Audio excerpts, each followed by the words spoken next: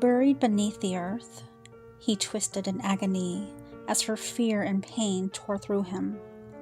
Trapped, he roared futilely as she whimpered his name, every instinct fighting against the paralysis of the sun that held his body safe in the soil as hers was tortured. Her soft mortal flesh so vulnerable to the hate of the Inquisition. Her every breath was labored in his ears as she struggled. He should never have come back for her. He had led the devils right to her door. Every cut of a blade or burning flesh, he felt with her. Bursting through the soil as the last rays of the sun slid from the sky, he shot out over the treetops, his enraged battle cry echoing out over the small town. The shutters and locks slamming into place as he landed, the cobblestones cracking under him, as his glowing eyes glared at the houses around him. Tonight he would break his promise. Tonight he would feast again on the blood of mortals, starting with those hiding on sanctified ground, turning his back on the peasants that cowered in the dark of the homes. He approached the tall oak doors of the abbey.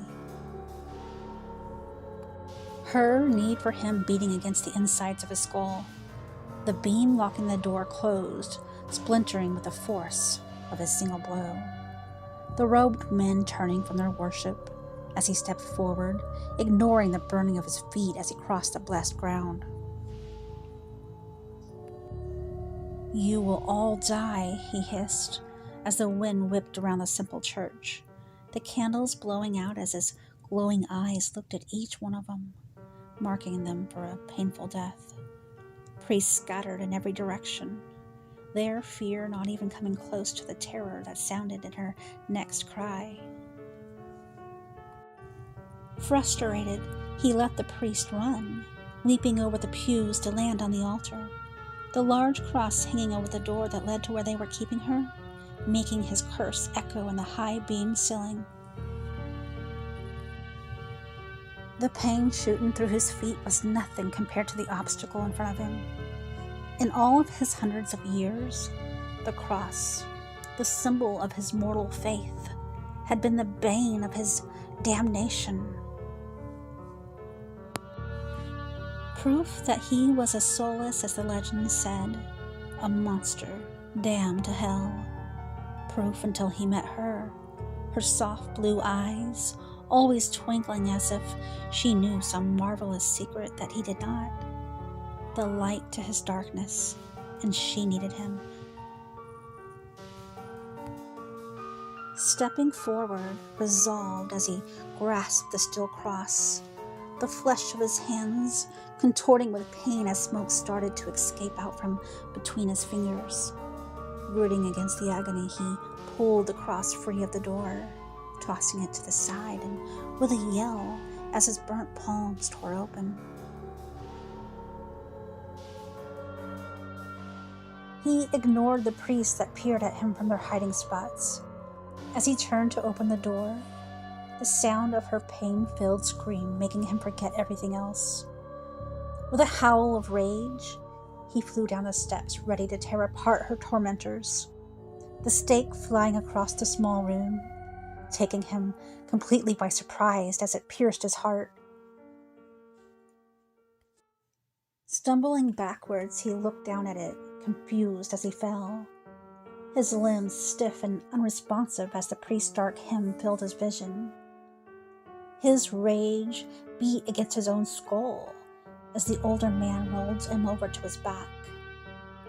Frustration filled him as the priest peeled back his lips to examine his fangs, his gloved finger tracing its length and outline before nodding, apparently pleased.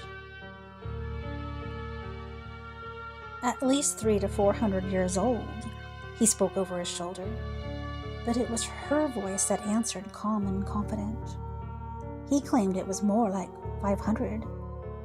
Staring up at the old man's impressed face, he couldn't believe his ears nor his eyes as her beautiful, unmarked face appeared over the priest's shoulder.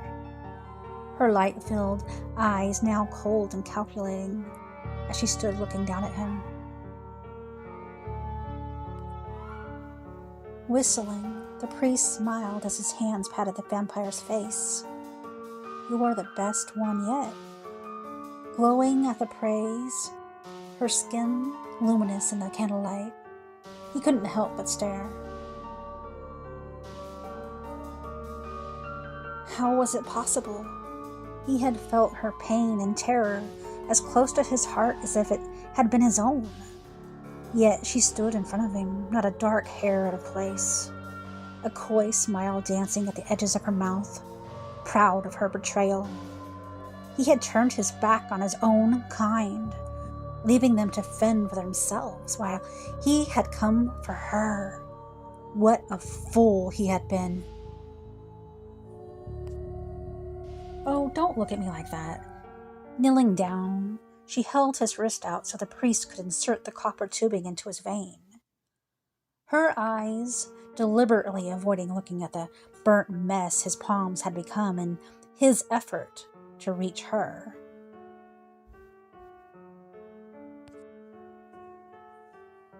"You're not the first vampire to be so easily fooled." Smiling, she smoothed his hair back from his eyes as his blood slowly started to fill the decanter.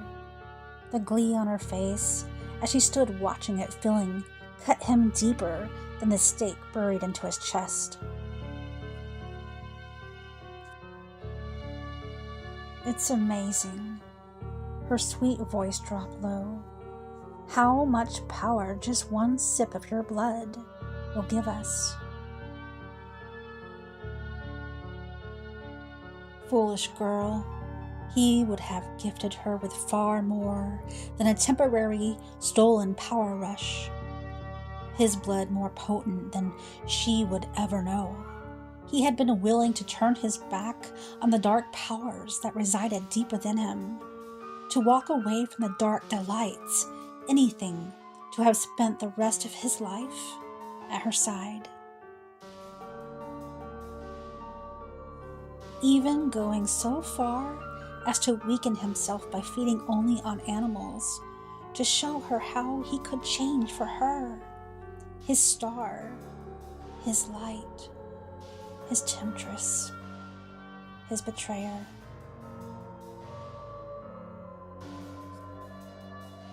"You will all die."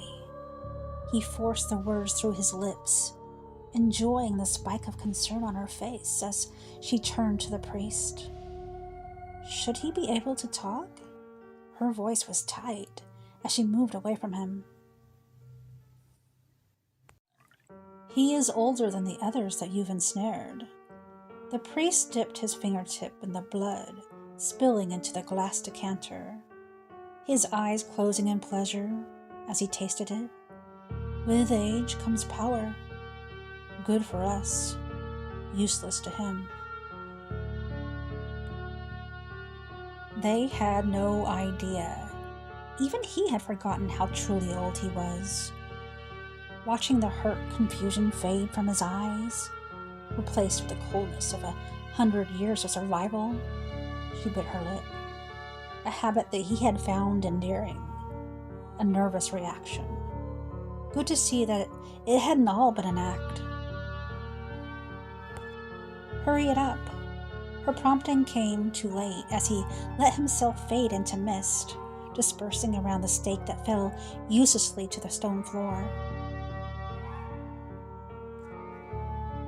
Appearing behind the priest first, his burnt hands wrapping around the man's head, snapping his neck before dropping him to the floor, backing slowly up the stairs, her eyes wide, hands held up in front of her, warding him off as he turned and slowly followed.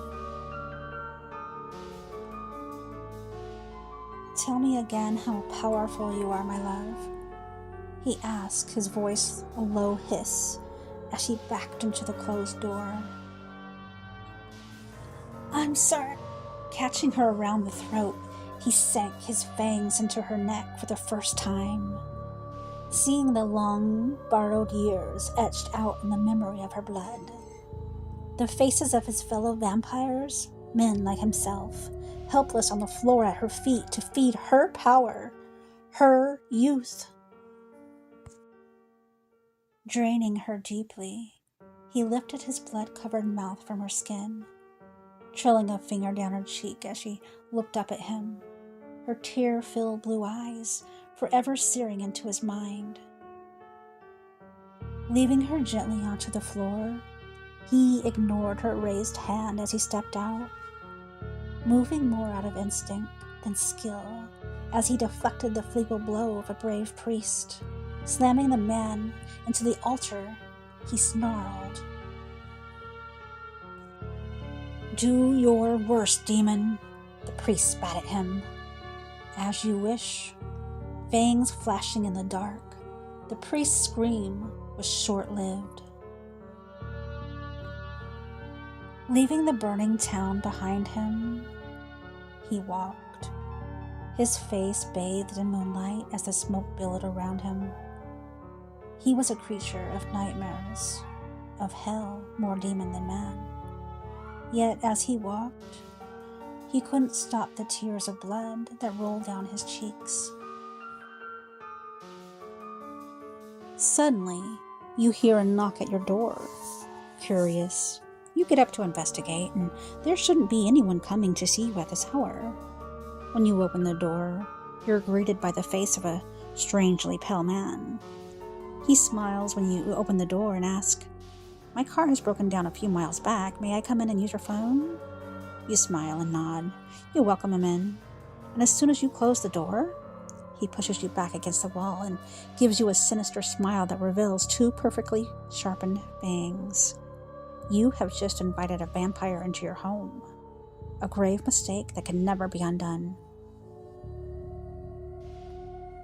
Throughout the history of legend and storytelling tradition, there have appeared a particularly dangerous set of creatures that feed on the vital force of human beings.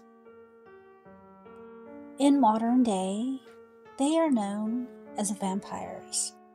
Though there are many different legends of vampires that modern day perception can be traced back to, it appears that the first vampires were actually a form of revenants.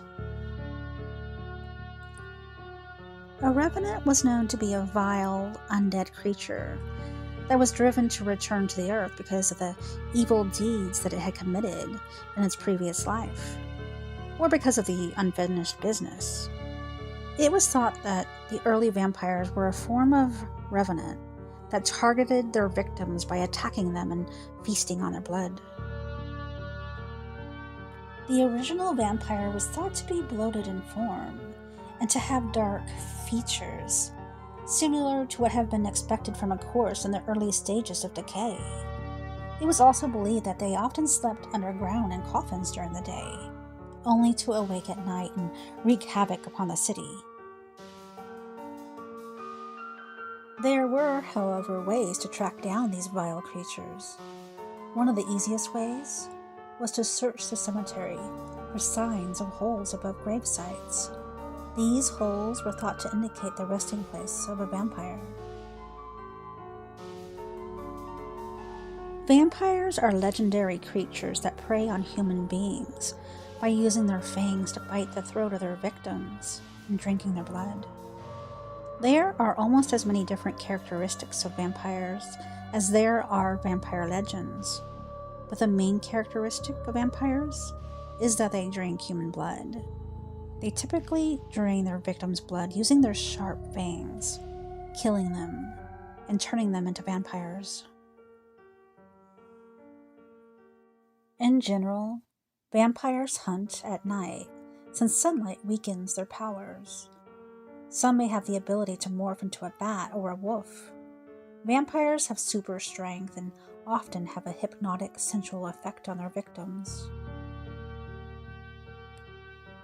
Because there is a long history of walking corpses and blood-sucking ghouls in folklore, it's difficult to pin down a distinct set of characteristics consistently attributed only to vampires.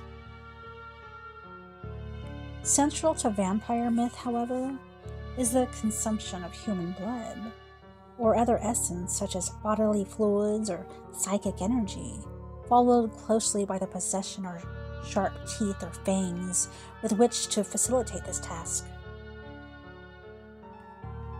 In most depictions, vampires are undead, that is to say, having been somehow revived after death, and many are said to rise nightly from their graves or their coffins, often necessarily containing their native soil. Vampires are typically said to be of pale skin and range in appearance from grotesque to preternaturally beautiful, depending on the tale. Another frequently cited physical characteristic is the inability to cast a reflection or shadow, which often translates into an inability to be photographed or recorded on film. A person may become a vampire in a variety of ways, the most common of which is to be bitten by a vampire.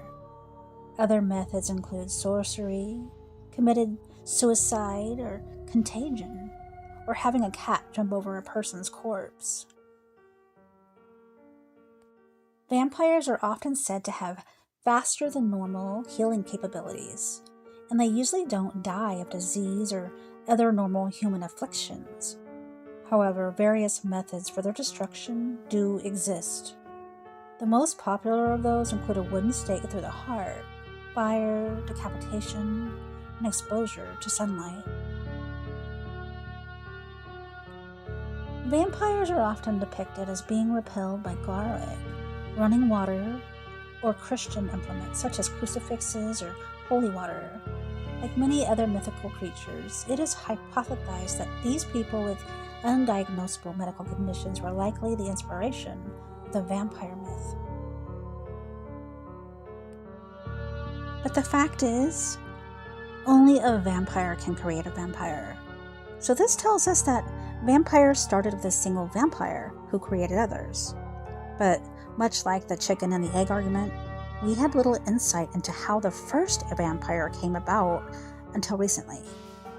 The answer lies in the scriptures of Delphi, specifically the collection of writings known as the Vampire Bible. The first vampire started out as not a vampire at all, but as a human man named Ambrosia. He was an Italian adventurer who fate brought to Delphi in Greece. A series of blessings and curses transformed this young man into history's first vampire. It began with the sun god Apollo of Greek mythology, who in a fit of rage cursed Ambrosio so that his skin would burn should it ever touch sunlight again. Ambrosio's bad luck followed when he ended up gambling away his soul to Hades of Greek mythology, the god of the underworld. The next curse came from Apollo's sister, Artemis of Greek mythology, the goddess of the moon and hunting, who made it so that Ambrosio's skin would burn if he touched silver. The blessings came soon after when Artemis, taking pity on the poor young man, gave him the gift of immortality. He would carry his curses, his skin burning by sunlight or silver, but he would live forever in his current form. In the vampire original story, Ambrosio hunts swans and uses their blood as ink to write love poems to his lady, Selene. And this might be a bit creepy by our standards. It wasn't at all that unusual in ancient Greece to make do with what you hunted. Ambrosio later moved back to Italy, now as a full-fledged vampire. Legend traces him to the city of Florence, where he creates the first vampire clan. Not much is known about this clan, other than they were most likely willing human volunteers who wanted power and immortality, and they were willing to trade their souls for It was believed that the curse would continue for any vampire, where their souls would remain in the underworld, aka Hades, aka Hell, where they could return to claim them, but then they could never leave. From what we know of the history of vampires, the clan grew in size and strength, until infighting created something of a civil war within the clan, and many vampires left to form their own clans. What happened to Ambrosio and those who stayed within him is largely unknown, though many believe that he still resides somewhere in Florence. The most famous vampire is of course Bram Stoker's Dracula, though those looking for a historical, real Dracula often cite Romanian prince Vlad Tepes, 1431 to 1476, after whom Stoker is said to have modeled some aspects of his Dracula character. The characterization of Tepes as a vampire, however, is a distinctly Western one. In Romania, he is viewed not as a blood-drinking sadist, but as a national hero who defended his empire from the Ottoman Turks. The vampires most people are familiar with, such as Dracula, are revenants, human corpses that are said to return from the grave to harm the living. These vampires were Slavic origins, only a few hundred years old. But other, older versions of the vampire were not thought to be human at all, but instead supernatural, possibly demonic, entities that did not take human form. There are clear foundations for vampires in the ancient world, and it is impossible to prove when the myth first arose. There are suggestions that the vampire was born out of sorcery in ancient Egypt, a demon summoned into this world from another. There are many variations of vampires around the world. There are Asian vampires, such as the Chinese Shang-Chi, evil spirits that attack people and drain their life energy, the blood-drinking, wrathful deities that appear in the Tibetan Book of the Dead, and many others. The best way to deal with vampires, of course, is to prevent them from coming back in the first place. A few centuries ago in Europe, this was often accomplished by staking suspected vampires in their graves.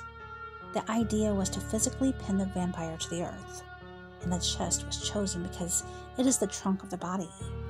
This tradition was later reflected in popular fiction depicting wooden stakes as dispatching vampires. There are no particular significance to using wood. According to folklore, vampires, like Jinn and many other magical creatures, they fear iron, so an iron bar would be even more effective than a wooden stake. Other traditional methods of killing vampires include decapitation and stuffing the severed head's mouth with garlic or a brick. In fact, suspected vampire graves have been found with just such signs.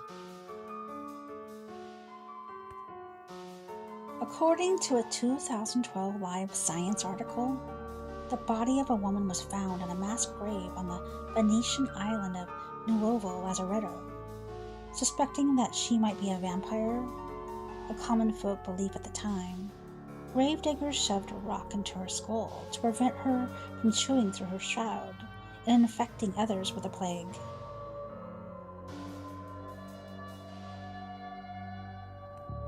Other researchers later challenged this interpretation and suggested that the brick may not have been placed in the mouth after all, but instead was one of many bricks surrounding the body that merely fell there after burial.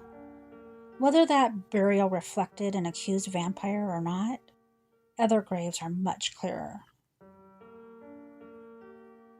In 2013, archaeologists in Bulgaria found 2 skeletons with iron rods through their chest. The pair are believed to have been accused vampires. Some traditions hold that vampires cannot even enter a home unless formally invited in. This may have been an early form of the modern stranger danger warnings to children, a scary reminder against inviting unknown people into your house. If your local villagers neglected to unearth and stake a suspected vampire and he or she has returned from the grave, there are steps that you can take to protect yourself. The exact method varies around the world, but in some traditions, the best way to stop a vampire is to carry a small bag of salt with you. If you are being chased, you need only to spill the salt on the ground or behind you, at which point the vampire is obligated to stop and count each and every grain before continuing the pursuit. And if you don't have salt handy, some say that any small granules would do, including birdseed or sand. Salt was often placed above and around doorways for the same reason. While most people can name several elements of vampire lore, there are no firmly established characteristics. Some vampires are said to be able to turn into bats or wolves, and others can't. Some are said to not cast a reflection, but others do. Holy water and sunlight are said to repel or kill some vampires, but not others. The one universal characteristic is the draining of a vital bodily fluid, typically blood. One of the reasons that vampires make such successful literary figures is that they have a rich and varied history and folklore. Writers can play with the rules while adding, subtracting, or changing them to fit whatever story that they have in mind. Finding a vampire is not always easy.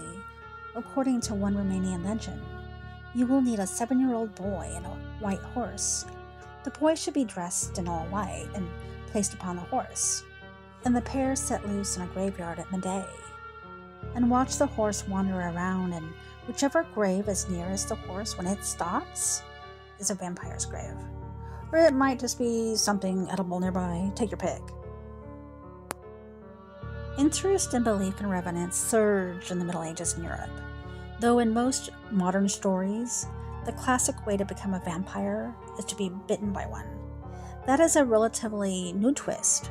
In his book, Vampires, Burial and Death, Folklore and Reality, folklorist Paul Barber noted that centuries ago, often potential revenants can be identified at birth, usually by some abnormality, like some defect, as when a child is born with teeth.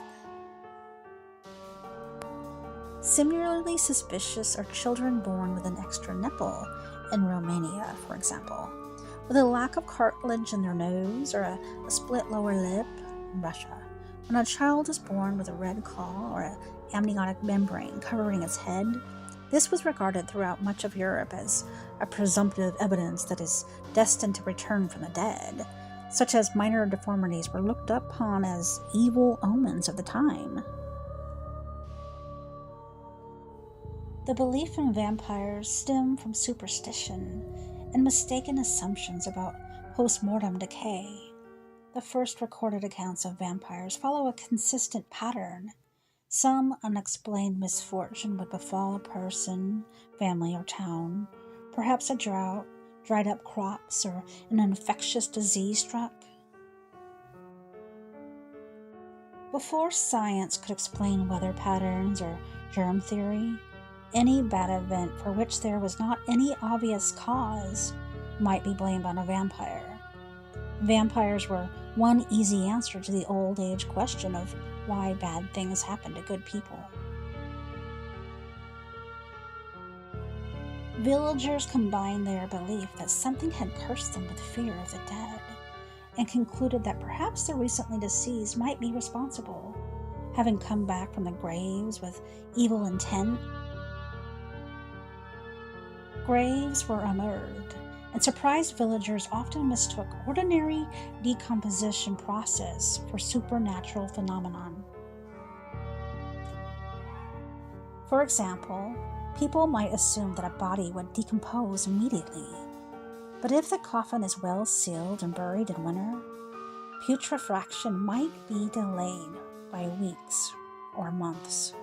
Intestinal decomposition creates bloating, which can force blood up into the mouth, making it look like a dead body has recently sucked blood. These processes are well understood by modern doctors and morticians, but in medieval Europe, these were taken as unmistakable signs that vampires were real and existed among them. Mercy Brown may rival Count Dracula as the most notorious vampire. Unlike Count Dracula, however, Mercy was a real person. She lived in Exeter, Rhode Island, and she was the daughter of George Brown, a farmer. After George lost many family members, including Mercy, in the late 1800s to tuberculosis, his community used Mercy as a scapegoat to explain their deaths. It was common at that time to blame several deaths in one family on the undead. The bodies of each dead family member were often exhumed and searched for signs of vampirism. When Mercy's body was exhumed and didn't display severe decay, not surprising since her body was placed in an above-ground vault during a New England winter, the townspeople accused her of being a vampire and making her family sick from her icy grave. They cut out her heart, they burned it, and then they fed the ashes to her sick brother. Perhaps not surprisingly, he died shortly after.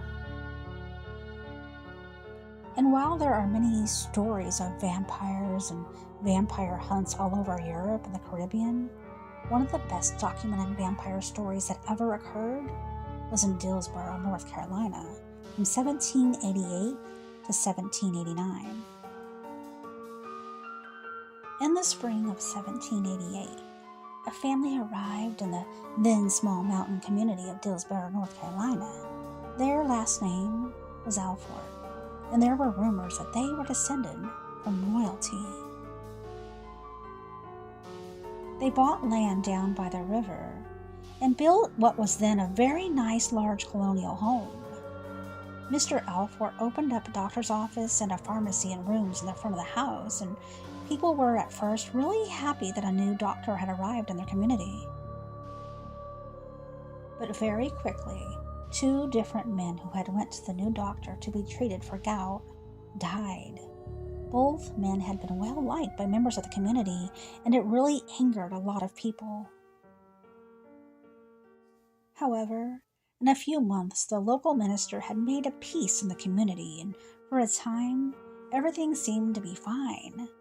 However, the time of peace was short-lived. That fall, a young girl, child of the minister, was found dead in her bed with puncture marks to her throat. The minister's wife swore she had saw a dark form hovering over her daughter as she screamed, but it was too late and the child had died.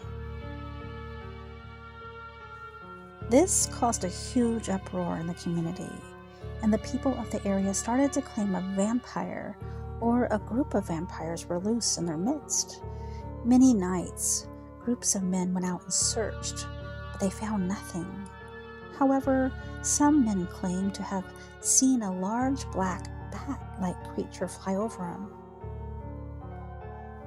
A few nights later, a young boy ran down the hill to his grandfather's house, and he told his grandfather something was up the hill in his daddy's house, attacking his mom and dad. The grandfather summoned other men, and they ran to his son's house up the hill, but the man, woman, and 2 girl children of 3 and 9 were dead with puncture wounds to their necks. The area was immediately in an uproar, and soldiers were called in and they searched the community. By February of 1789, things had quieted down when one evening screams were heard, and when the men arrived, they saw a black form of a human run from the house and run down the hill and into the Alford house. When the village men went into the house where the screams had come from, they had found the bodies of a young couple with vicious bite marks to their throats. Almost at once, more men came, and they were told that the murderer had ran down the hill and into the Alfort house. When the search party of men got to the Alfort house, Mr. Alfort refused to let him in. However, as soon as the sheriff arrived, they dragged Mr. Alfort outside and tied him to a tree. When the men entered the house, they found some strange things for sure. There were bedrooms upstairs with beds, but it was clear that no one slept in them. When the sheriff and search party got downstairs, they found 3 caskets, and Mrs. Alfort, dressed all in black, was in one of them, but very much alive.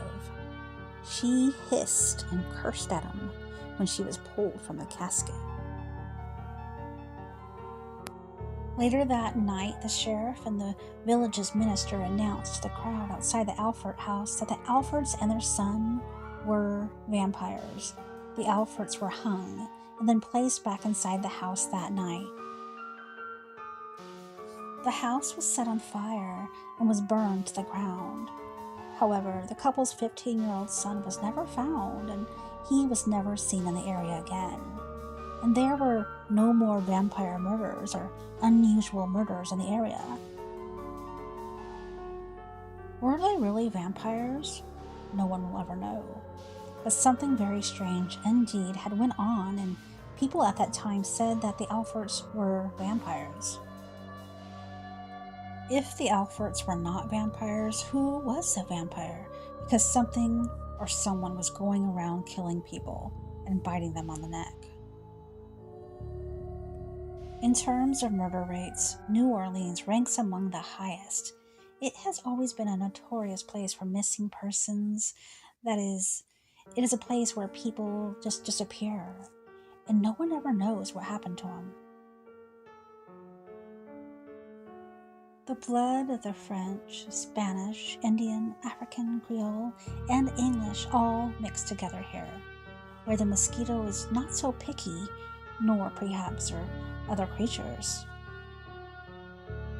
Another legend tells about 2 brothers of New Orleans. They were said to be real-life vampires. John and Wayne Carter seemed to be normal in every aspect.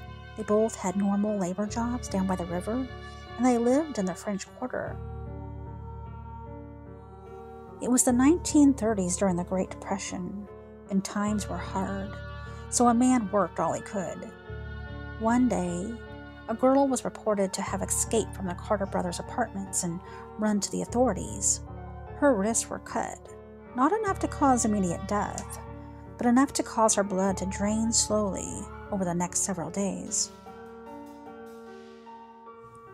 The policemen ran to the Carters' 3rd-story apartment, and they found about 4 other people tied to chairs with their wrists sliced in the same fashion. Some had been there for many days. The story was that the brothers had abducted these people in order to drink their blood at the end of every day when they came home from work. Police also found about 14 dead bodies. The cops waited for the brothers to return, and when they did, it took 7 or 8 of them to hold down the 2 average-sized men. A few years later, when the Carters were finally executed, their bodies were placed in a New Orleans vault. Cemeteries in New Orleans are quite picturesque. Not only are they more ornate than the rest of the nations, but they combine many generations of one family inside one vault. The remains sift down into the bottom of the vault, and when it's all rubble, a new body is set inside. Many years after the Carter brothers' death, when they were placing another Carter in the family vault, they discovered the vault was completely empty. No John, no Wayne. They were gone. To this day, many sightings have occurred in the French Quarter that match the descriptions of these 2 brothers almost exactly. Years later, an owner of their apartment saw 2 figures that matched their description outside on the balcony, whispering to each other. Both figures jumped off the top of the 3rd-story balcony, and they took off running. The legend goes that if a vampire drinks your blood for 7 nights in a row, then only then can you become a vampire. Some of those found in the Carter's brothers' apartment had been there for more than 7 days. Here's a little bit of pop culture of vampires through the years. The most famous literary vampire has to be Bram Stoker's Dracula, published in 1897.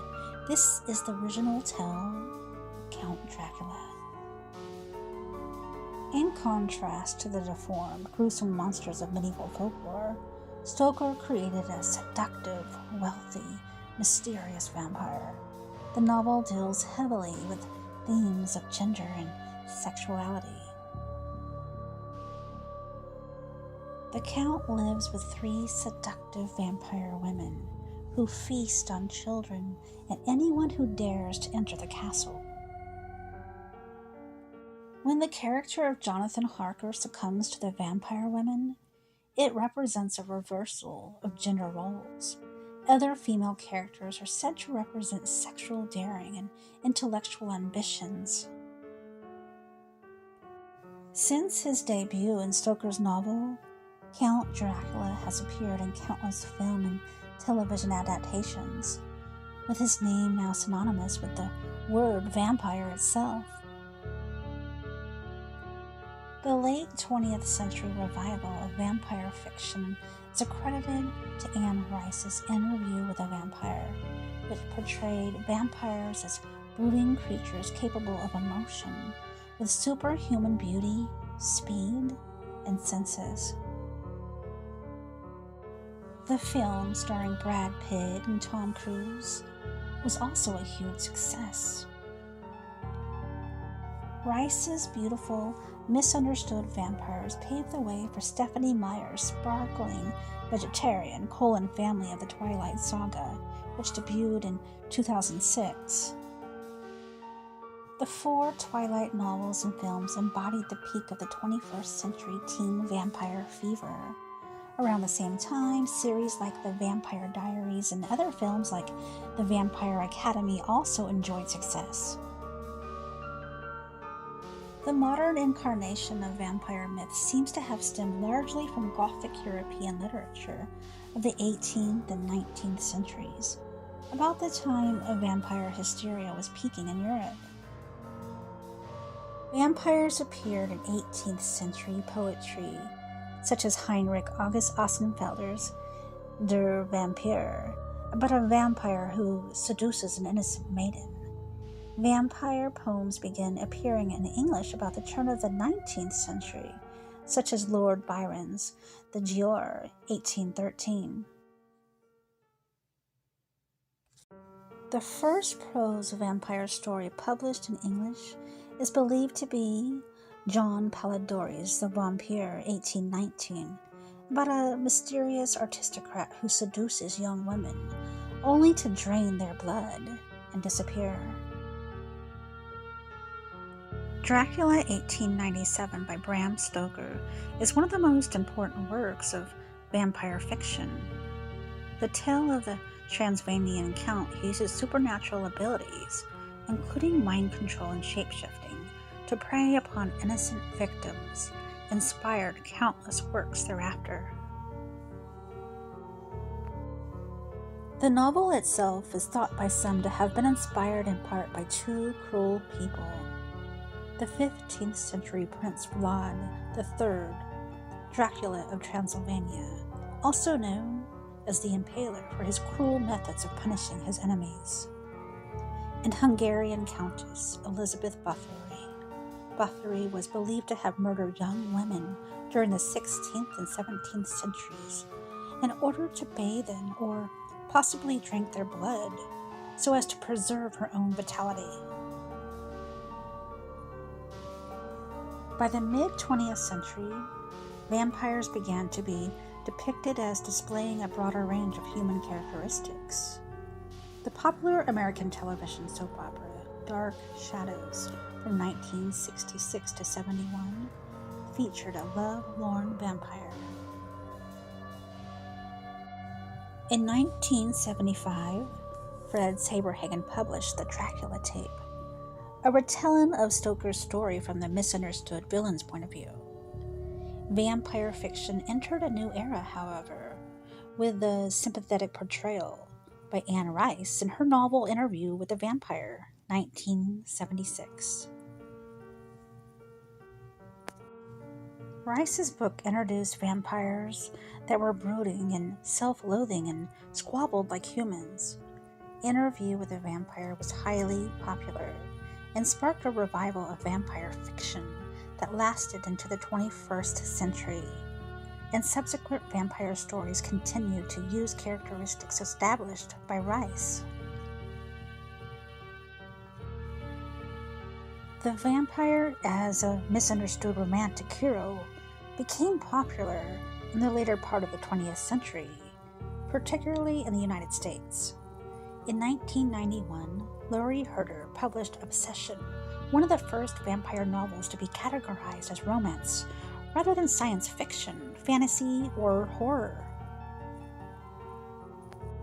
Buffy the Vampire Slayer, a television show in which the title character has a star-crossed romance with a vampire, aired from 1997 to 2003. Vampire romances also appeared in the steamy HBO television series True Blood, I loved it, which began in 2008 and is based on author Charlaine Harris's vampire series.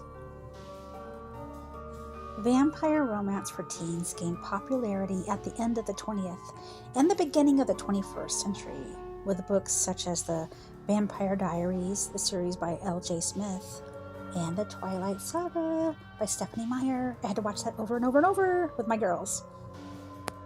The Twilight Saga, with its high school romance and vampires that sparkle in the sun rather than burst into flames, became a cultural sensation, ensuring a vampire trend for years to come. Here are legends of vampires from different cultures. The Striga, from Albania. The Striga is described as looking and acting like an ordinary woman, so that she can live among her victim unnoticed. According to High Albania, the Striga causes terrible pain in her victims by slowly draining them of blood. Ultimately, they shrivel and die. Only one thing can restore them: the Striga's saliva. Even if the victim had been killed, they could be resurrected if she was forced to spit in their mouth, but only if it was done before sundown. If the sun set while they were dead, nothing could bring them back to life. There is a way to ward off the Striga in Albanian folklore, but it isn't as easy to come by as garlic. When the Striga finished feeding off someone, she would have to vomit blood. If a person was able to follow her to her hiding spot after she had attacked, they could collect the regurgitated blood on a silver coin, and this would serve as a talisman that kept the Striga away. The Lugaroo, from the Caribbean. Like Rackalacus, the Caribbean vampire Lugaroo has a mythological link to werewolves. These shapeshifters appear to be ordinary human women, until they shed their skin like a snake. After dark, the Lugaroo peels off her skin to hunt. According to Michael Whelan's book, Sand, The Never-Ending Story, it wouldn't be difficult to see the Lugaroo coming. She flies around in search of potential victims, flames shooting from her armpits and orifices, leaving a luminous trail through the sky. This isn't the only form that the Lugaroo can transform into, which is how she gets into the homes of sleeping people. She takes on forms small enough to slip through any crack, and once inside, she drinks the blood of her victims. She has a weakness, however: compulsive counting. In order to prevent the Lugaroo from attacking, people leave a pile of sand outside their doors. Before she can go into the house to attack the inhabitants, she is compelled to count every single grain of sand. Since the Lugaroo must put her skin on by morning, people can be safe if they leave enough sand out for her to count. Draugr, Scandinavia. The Old Norse Draugr shares many attributes with Hollywood depictions of vampires, including the ability to heal their wounds and spread vampirism to humans, and they are also undead.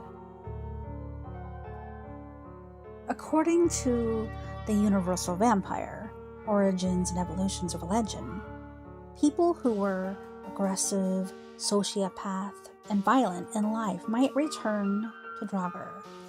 Despite being dead and buried, their bodies do not decay, but they do change. The body becomes heavier and the skin becomes a very dark blue. The Draugr are depicted as hunting in the middle of winter, when it's coldest and darkest. They kill both livestock and humans, and they have a host of abilities to help them. Like the Strigo, they are able to cause epidemics, and they are also able to curse individuals and cause insanity. When they need to escape, they can simply sink into the ground. The way to defeat a Draugr might be familiar as well. They must be decapitated and burned. Dyrgdu, Celtic. The Old Norse Draugr is believed to have been influenced by Celtic legends of ghostly and vampiric creatures, as noted by the Universal Vampire, Origins and Evolutions of a Legend. One of these undead creatures that may have diffused through mythology across cultures is the Dyrgdu. To humans, these revenants appear to be pale and beautiful women who just happen to be wandering through a graveyard at night. According to Teresa Baines' Encyclopedia of Vampire Mythology, the Dyrgdu uses its beauty to lure him into the graveyard and kisses him.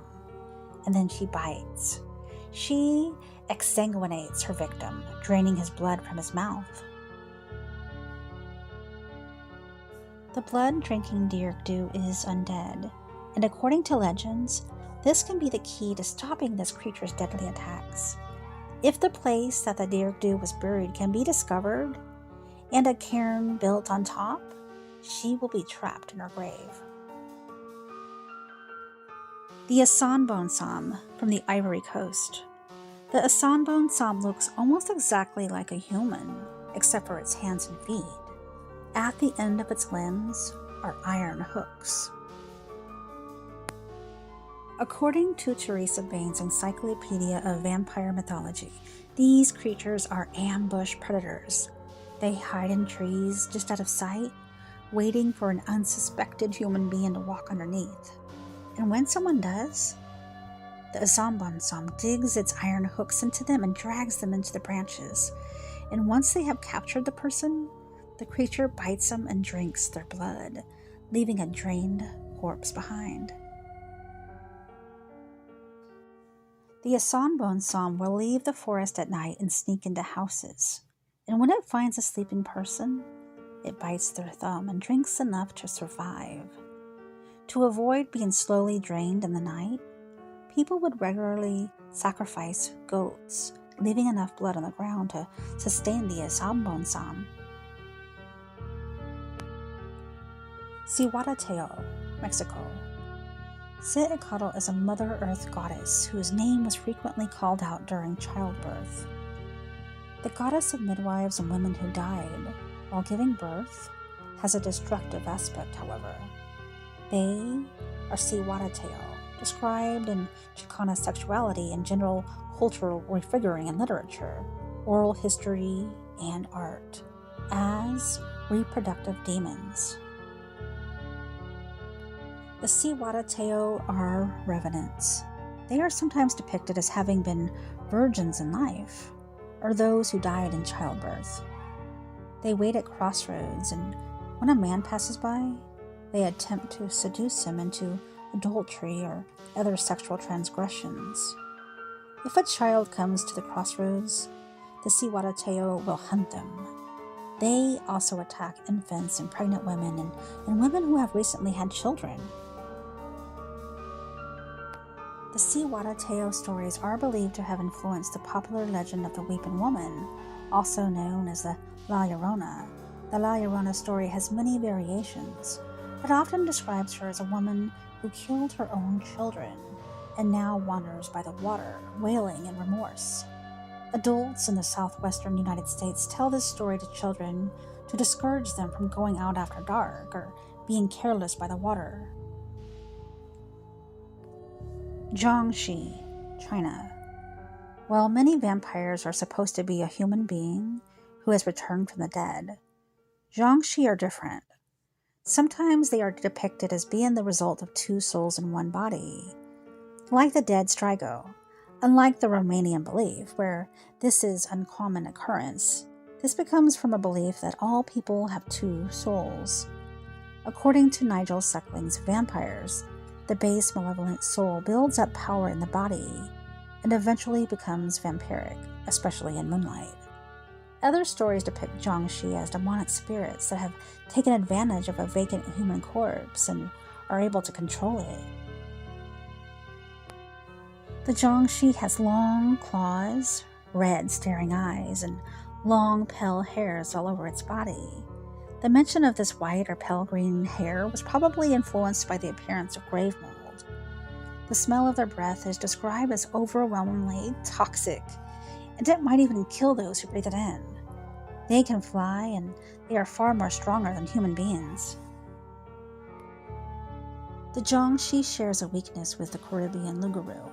If confronted with a pile of small things like seeds, the Jiangshi will be forced to count them before continuing to hunt. They can also be trapped inside a circle of rice. The creatures can be slowed down by beheading or driving a wooden stake through them, but the only way to ensure that they won't return is by burning them. Stickney, Seminole. The Stickney are part of the traditional beliefs of the Seminoles, stretching from the east coast of the United States to Oklahoma. According to Carol Rose's Giants, Monsters, and Dragons, an encyclopedia of folklore, legend, and myth, they are undetectable, looking exactly like humans until nightfall. And then they go to a secret place in the woods. They vomit up all their internal organs. Once they have done this, they transform, taking on the shape of an owl. They hunt by flying through the night, looking for sleeping people. Rather than biting them and drinking their blood, they suck their victim's heart out of their mouths. In order to transform back into their human form, they must return to their organs and swallow them. This can be the key to defeating the Stickini. However, if someone finds the organs in the woods before the Stickini is able to return and swallow them, the creature can be destroyed by using special arrows prepared with herbs and owl feathers. Forso, New Guinea. While there are a wide variety of vampires with startling appearances, the Forso of New Guinea is one of the few that can't be seen coming. According to Teresa Baines' Encyclopedia of Vampire Mythology, the Forso is completely invisible, and rather than drinking blood, this creature feeds off the emotions, the life energy, and the sexual energy of their victims, leaving them feeling drained, leading to bad luck and even causing depression. They don't travel too far from their graves, but if anyone happens to come close, they will attack. The Forso can be kept away using prayers, but only if the Forso in question was religious in life. There is a way to stop them for good, but it's significantly different from the burning and beheading required of other vampires. The immortal Forso is considered a lonely soul looking for attention, and if people are willing to give it to him, the attacks might stop. First, the grave of the Forso must be discovered and its bones removed from the earth. They should be taken home and cared for, and this provides the Forso with the attention it needs, and it will not need to feed off others. Vampire, Russia. The vampire hides in plain sight like the Stickini, but they don't need to transform in order to hunt. They are indistinguishable from humans, except for the stingers hidden underneath their tongues. According to Global Legends and Lore, Vampires and Werewolves Around the World by Adelaide Bennett, the vampire isn't even restricted to hunting after dark, and instead chooses to search for victims during the day. And once they find one, they use their stingers to daze the chosen victims before draining them of blood. Like the Jiangshi, the only way to truly get rid of a vampire is by burning them. But that's just the beginning.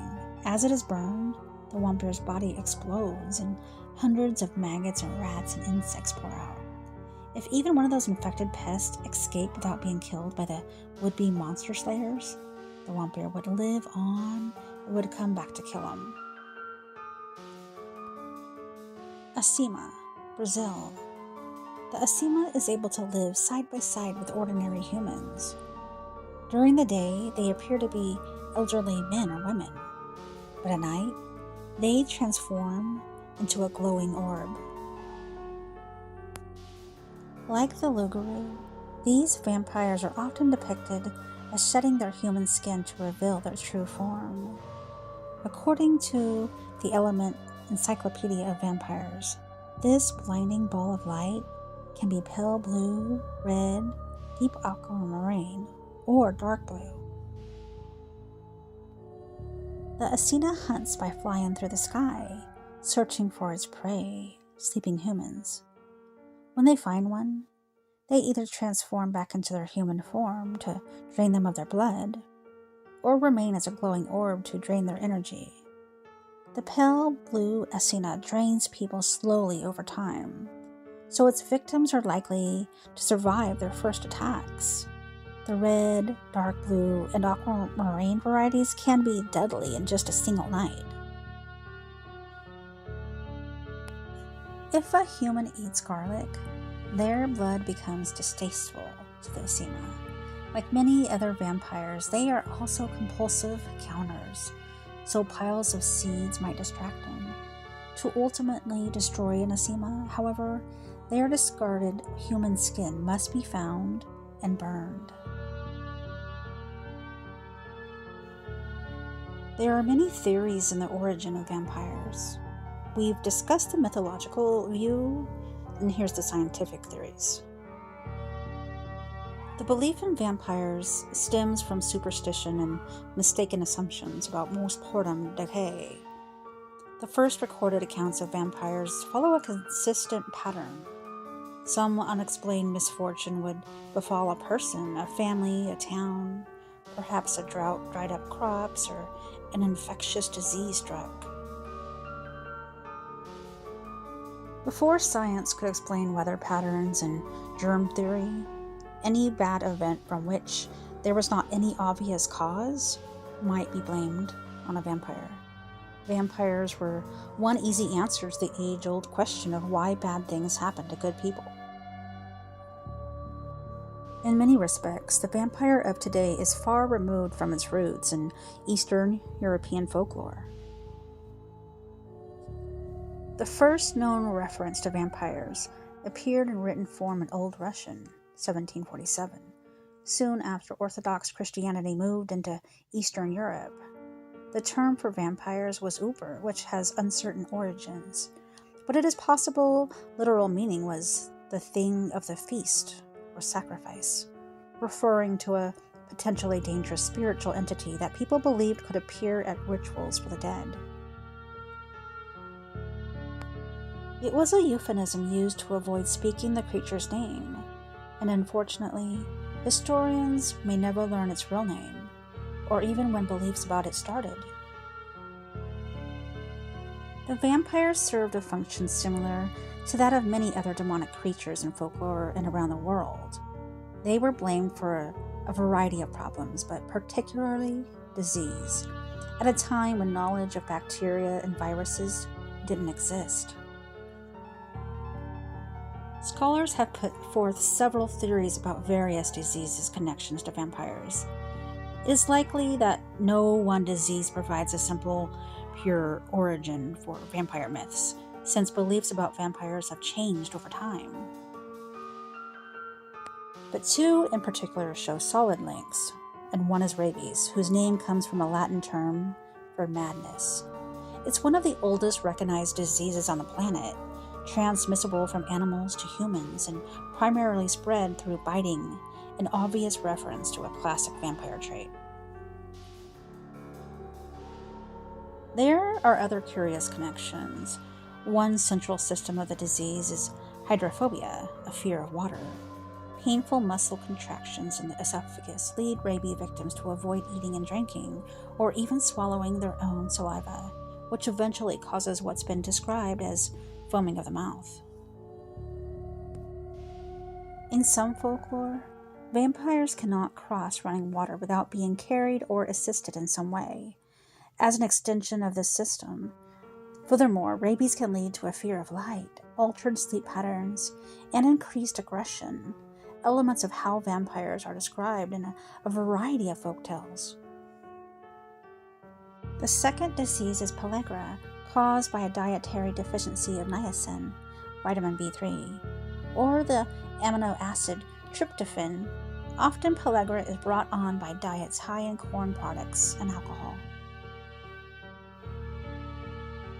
After Europeans landed in the Americas, they transported corn back to Europe, but they ignored a key step in preparing the corn by washing it and often using lime, a process called nixtamalization that can reduce the risk of pellagra.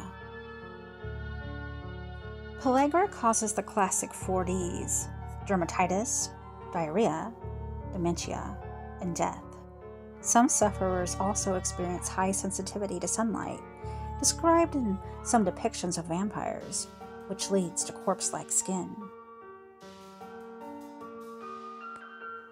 Multiple diseases show connections to folklore about vampires, but they can't necessarily explain how the myths actually began.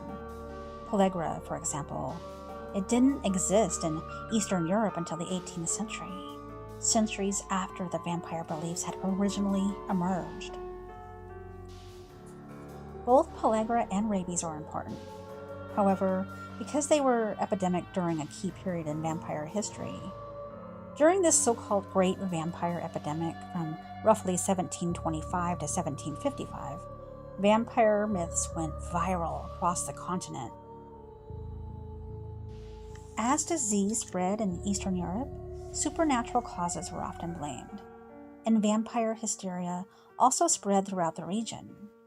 Many people believed that vampires were the undead, people who lived on in some way after death, and that the vampire could be stopped by attacking its corpse. They carried out vampire burials, which could involve putting a stake through the corpse, covering the body in garlic, and a variety of other traditions that have been present in Slavic folklore for centuries. Meanwhile, Austrian and German soldiers fighting the Ottomans in the region witnessed this mass desecration of graves and returned home to Western Europe with stories of the vampire. But why did so much vampire hysteria spring up in the first place? Disease was a primary culprit, but a sort of perfect storm existed in Eastern Europe at the time. The era of the Great Vampire Epidemic was not just a period of disease, but one of political and religious upheaval as well.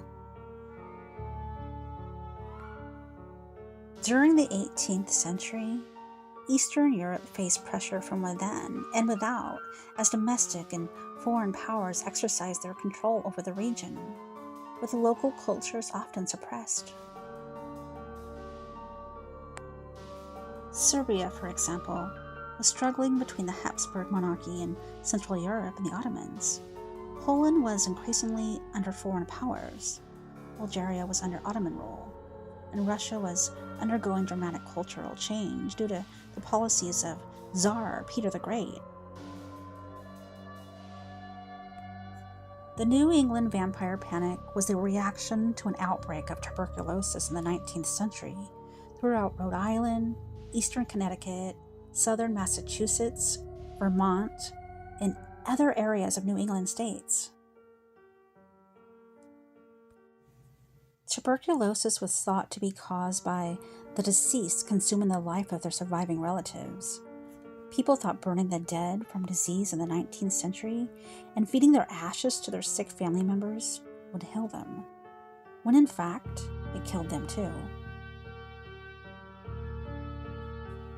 This is somewhat analogous to today, as the world contends with the COVID-19 pandemic. Amid political change and uncertainty, perceived societal breakdown, whether real or imagined, can lead to a dramatic response in society. In conclusion, from scapegoat to romantic hero, vampires have inspired us for centuries in books, stories, legends, and movies. Vampires have been featured in folklore and fiction of various cultures for hundreds of years, predominantly in Europe. Although by the 20th century, vampires had largely become creatures of fantasy stories, urban myths about vampires continued to persist. As late as the early 20th century, some villages in Bulgaria still practiced corpse impaling. In the 1960s and 70s, a vampire was believed to haunt Highgate Cemetery in London. And in the early 21st century, rumors of vampires caused uproar in Malawi in England. They may be the best-known classic monsters of all. Most people associate vampires with Count Dracula, the legendary blood-sucking subject of Bram Stoker's epic novel, Dracula, which was published in 1897. But the history of vampires began long before Stoker was born. Creatures with vampiric characteristics have appeared at least as far back as ancient Greece, where stories were told of creatures that attacked people in their sleep and drained their bodily fluids. Across cultures and continents, the power of vampire-like ghouls were blamed for phenomena that didn't yet have medical explanations for, such as the spread of disease during the Middle Ages, or what happens to the human body after death. The vampire is a misunderstood romantic hero, picked up steam in the later part of the 20th century, particularly in the United States. Creatures having characteristics of vampires have appeared at least as far back as ancient Greece, where stories were told of monsters that attacked people in their sleep and drained their bodily fluids. Tales of walking corpses that drank the blood of the living and spread plague flourished in medieval Europe in times of disease. Research from the 20th and 21st centuries has suggested that characteristics associated with vampires can be traced back to certain diseases that make one sensitive to sunlight and thin the skin and cause biting. Garlic, Bibles, crucifixes, rosaries, holy water, and mirrors have all been seen in various folkloric traditions as means of warding against or identifying vampires.